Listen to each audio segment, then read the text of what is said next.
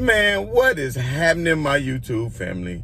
Of course, it is your boy B New coming at you this morning, and unfortunately, to discuss yet another Lakers loss. But what could we expect?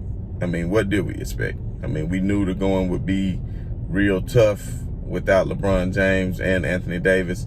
When Anthony Davis went down, of course, I had confidence, and most everybody with any kind of common sense had confidence that LeBron James was going to keep the ship afloat and be able to handle this while Anthony Davis was out and keep the Lakers in contention, which is what he was doing. And they were one game behind Phoenix Suns to be in second place before he went down to injury, and they haven't won a game since. So to me, people say, well, you can't get an MVP to LeBron James if he misses so many games. But I'm telling you right now, when LeBron James come back in another 3 weeks and start stringing together these damn wins, and they start winning these games, and he take them probably out of the 9th seed up into the 5th or the 4th seed with the last 12, 13, 14 games left in the season, then go ahead and crown the man and give him the MVP anyway, because MVP means most valuable player. Now, without LeBron James, what are the Lakers? Now, Anthony Davis is going to be reevaluated on Friday, but we shall see if he's going to be able to come back, because the last thing they want to do is push Anthony Davis to come back and then hurt himself. They would much rather have Anthony Davis come back with LeBron James and Anthony Davis not having to be carrying the whole Lakers team. But if the Lakers don't look like they can play any better than what they playing, because I'm telling you right now, I've been to the Y. I've been to the park, and I seen people put on a better 5-on-5 performance than what the Los Angeles Lakers did. They truly looked like a JV team last night. I mean, I don't know what's going on, but my point to LeBron James is I did a little research and I looked into what all these teams' record is without LeBron James. And what I come to find out, and let me just, you know, I had to take a little notes this morning, just so I can get my point across. So all of LeBron James' time while he was since he's been with the Lakers, whenever he has been out.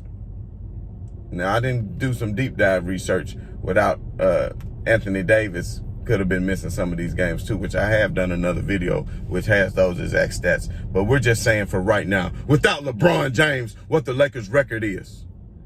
And since LeBron James has been there since the 18-19 season, the record without LeBron is 11-23. 11-23. And then his second go round with the Cavs. You know what his record was? You know what the Cavs record was? With the mighty Kyrie Irving as the greatest sidekick of all time. The great Kyrie Irving, who they're comparing to the answer AI. AI who put a team on his back, took him to the finals, even won a game against Kobe and Shaq with the likes of who on his team? Aaron McKee, Eric Snow. Who did he have? But anyway, let me stay on track here. Kyrie Irving and LeBron James in that second stint. Whenever LeBron James missed time, you want to guess what his record was? 4-23. So 4-23 without LeBron James. That second time in Cleveland. Now let's go to the Heat. All the great almighty Heat. So the Heat record without LeBron James, now you can imagine it was a little bit better. It was 9-9 without LeBron James. But think about it. The great, mighty super team Heat, man, with Bosh and Wade. Oh my God, Bosh and Wade, I mean, Wade was just at his peak level, you know. Bosh was just unstoppable post player, man. He like Tim Duncan. I hope y'all can sense the sarcasm in my voice. So, 9-9. Without LeBron James, that mighty Heat team was a mere 500. And I know it's a smaller sample size, so before you haters start jumping in the comments with your trash, I'm just letting you know, 9-9. Facts speak facts, player. Facts speak facts. Numbers don't lie. Men lie, women lie, numbers don't lie. 9-9 was the record. So now let's go back to the first stint with Cleveland. 9-16 without LeBron James. In those first 2 years, 2-1 and 1-1, which, you know, he was only, 18 and 19 years old. So I didn't expect that to be too bad. But at the end of the day, you're talking about 9-16. And if you add it all up, every team that LeBron James has ever been on, when he has missed time, the records for those teams are combined 33-71. 33-71. So when you talk about most valuable, I need to know, what exactly do you mean by most valuable? Because most valuable, I would say most valuable to the league would be LeBron James, because the ratings without LeBron James is going down. We even know what Oladipo said the other day. The ratings without LeBron James is going down. And how about we talking about the most valuable, not just to the league, but most valuable to their team? The numbers just spelled it out for you. The Lakers without LeBron James are terrible. And I know basketball, so I know a lot of people are going to say that because the way the team is constructed, because the way LeBron James operates and ball dominant and blah, blah, blah, that's just the way it is. But I'm here to tell y'all something. I'm here to tell you something. It does not matter. I don't care how the team is constructed. You're an NBA basketball player. So at the end of the day, you need to be able to play basketball and compete at a high level with or without LeBron James. But what I'm telling you is LeBron James' value because he gets others involved. And this is not a knock against Michael Jordan. This is not a knock against Kobe. This is not a knock against Tracy McGrady. This is not a knock against, some of these type players, Grant Hill. They're going to go out and get all the points they can. They're going to go out and get 30, 35, 45 a game, 50. But that's not, if LeBron wanted to, trust what I'm telling you, he a train coming to the basket. He can get to the basket at will, and he can get to the free throw line at will. Now, if he could do that, then he could easily have a season to where he could probably break the average and score 35, 40 points a game, like Michael Jordan or like Wilt Chamberlain, who averaged high amounts during their careers. But that's not what LeBron James is about. He is the greatest overall basketball player who gets his teammates involved. So regardless if you brought on the team, we just surround them by shooters who can hit threes, that's BS. Because if you're just surrounded by shooters who can hit threes, if you're only surrounded by shooters who can hit threes, then why are you in the NBA if that's all you can do? And I know you have specialty players who, like Dennis Rodman, okay, just go out and get rebounds. Just go out and get rebounds. Just go out and hit threes. But you have to be able to, at some point, be able to create your own shot. And I know every NBA player, some of them are spot-up shooters, some just can run off screens or whatnot. But in today's game, most players should be able to create their own shot off the dribble. I'm not asking you to get everybody else involved. I'm not saying that's what you have to do, even though you can pass the ball and make the extra pass and find the open man. But the thing is, the Lakers, like last night, for instance, they shot, 48% from three, and New Orleans only shot 30% from three. So all you analytics-driven people, which I love numbers too, because like I said, numbers don't lie, but they shot 48, 48% from three, and Lakers shot 48% from three, and New Orleans only shot 32% from three. But you know what happened? New Orleans shot 51% from two, while the Lakers only shot like 35% from two. So what does that tell you? You don't have to have three-pointers to win all these games. A lot of teams, they keep shooting threes and shooting threes and shooting threes and shooting threes. The Lakers, why did you shoot so many threes? Why are you shooting that many threes if you're not making them? Which they did make them at a pretty high clip last night. Maybe they should have shot more. But the point of the matter is that what really hurt the Lakers, what's really hurting the Lakers right now is the lack of a big man. And I'm telling you right now, Marc Gasol is not going to remain a Laker, because I'm not saying I know Marc Gasol personally, but I know what kind of dude he is. Just having covered him and watched him and been a fan of Marc Gasol for so long when he was in that Beale Street Blue.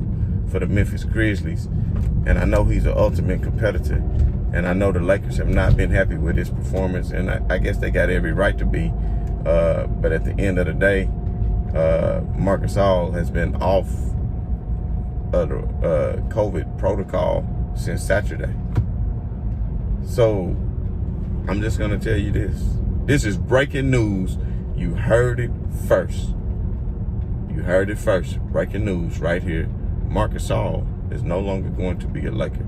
I just don't see it happening, because if he's been off the NBA COVID protocol since Saturday and they still didn't let him play at Phoenix, he still didn't play even Atlanta when LeBron was playing. Why didn't he play then Saturday if he was off COVID protocol, and then didn't play Sunday at Phoenix, and now didn't play yesterday? So trade deadline is Thursday, and I'm pretty sure the Lakers are going to be picking up Andre Drummond or Hassan Whiteside or somebody.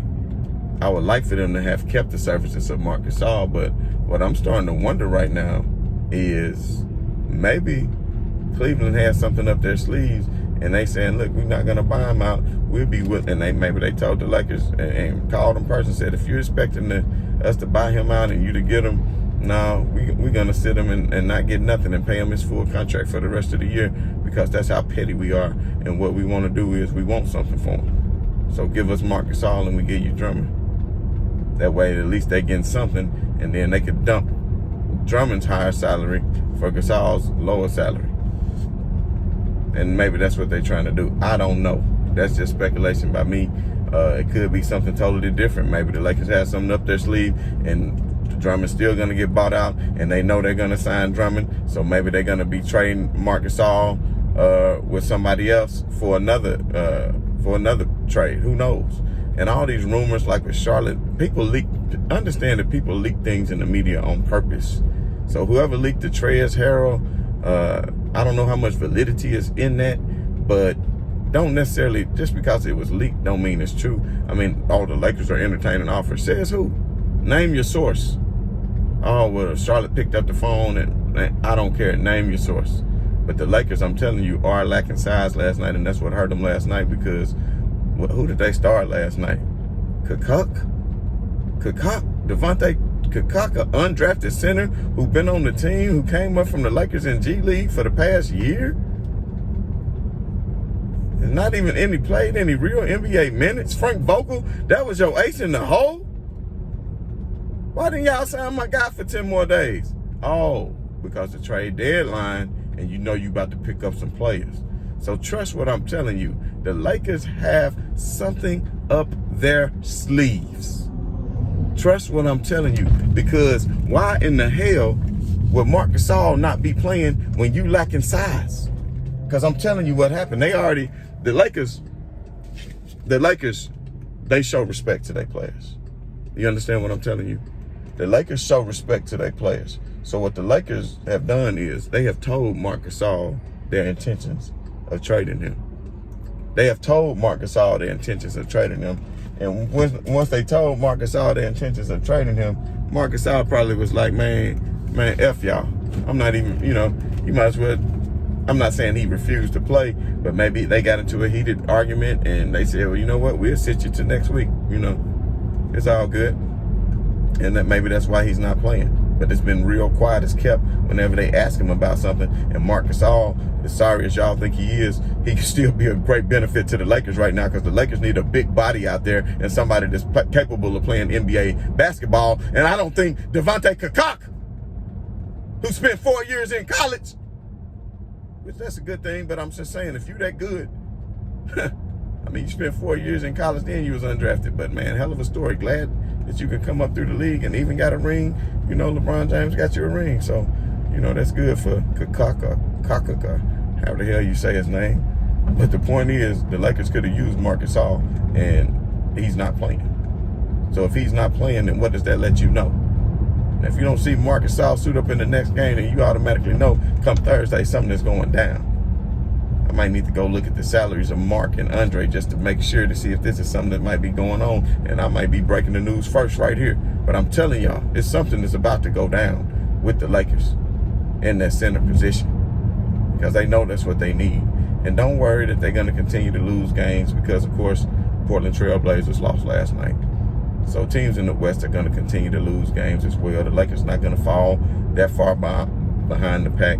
And speaking of the Portland Trail Blazers losing the game, let's talk about the greatness of the Brooklyn Nets. See, that's the difference between these Lakers teams who they lose 2 stars, LeBron James and Anthony Davis, go down. And then you talk about a Brooklyn team that's missing two of their stars, Kyrie Irving and Kevin Durant, but they still have James Harden. So they have a 3-headed monster. So even without 2 of their best players, you got a former 2-time MVP who can come out here and just win you some games. And that's my point about the threes. My point about the threes that I'm trying to tell y'all is the same thing with Portland last night. Please go pull up the box score. Look how many threes they shot. Damian Lillard was like 3 out of 14 or 3 out of 15 on 3. Why you keep shooting all these threes? And Dame, you are capable of getting to the hole. Y'all only lost by 4 points. Think about all them 3-pointers you missed if you actually would have took it to the hole, took the contact, and went to the line. I mean, I just don't understand. I don't understand. I know it's analytical, and I know if you hit less threes, you can still win. If you hit a less percentage of threes than a high percentage on 2s, you can still win. But I'm going to do the math. Matter of fact, I'm going to make a whole nother video about this analytics, which I'm a fan of the analytics, and I understand how they all work. But at the end of the day, I don't need to get into any advanced stats to look at the television screen and watch a game and understand what's going on and why the teams are losing and who's winning. And that was the reason why, the main reason the Lakers lost last night. Of course, they didn't have LeBron James. And that just shows you, even without LeBron James, how good LeBron James is, because he's filling a hole, and even without having a big man and capable of winning these games. The Lakers were smacking around the Pelicans when they had LeBron James. So you knew Brandon Ingram last night was going to go hard because he could not stand that the Lakers traded him. He knows that he's a better player than Kyle Kuzma, and I would agree Brandon Ingram is indeed an all-star in this league. So I do not hate on Brandon Ingram, even though I do think he quit on this team that last year. But I do not hate on Brandon Ingram. So at the end of the day, the Lakers need to fix their problem at center position. And if they don't hurry up and fix that void at center position, then they are going to be in some deep trouble. And LeBron James might be rushed back on that ankle. But I tell you what, I would rather see LeBron James rush back on that ankle than see Anthony Davis rush back on that calf and that Achilles, because that could be career altering and definitely season ending.